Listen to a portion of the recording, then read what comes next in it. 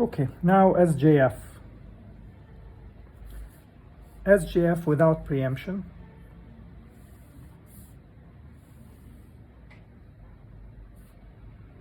Okay, so at time 0 we only have process P1 and it takes the CPU for 10, so there's no preemption, so it goes until 10.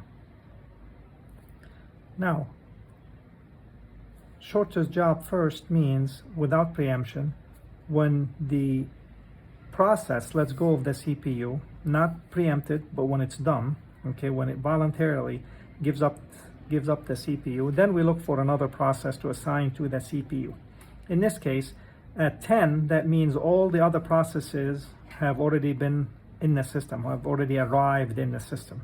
So now we pick the shortest job from these, okay, so we look at all the bursts. And again, we do that because we have all of them in the system. So we look to see which one is the shortest. We find that the shortest is P2.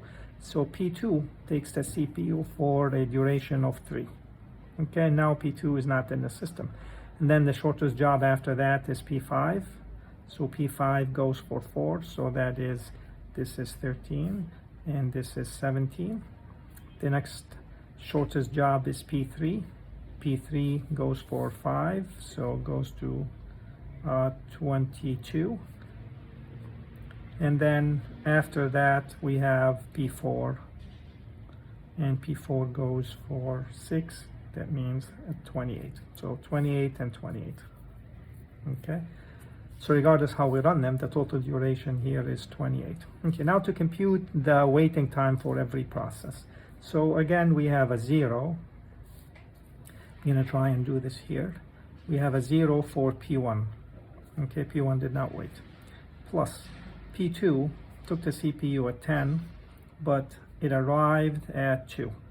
So 10 minus 2. All right, that's P2. Plus P3 took the CPU at 17, but it arrived at 3. And P4 took the CPU at 22, it arrived at 7. And finally, P5 took the CPU at 13, but it arrived at 8.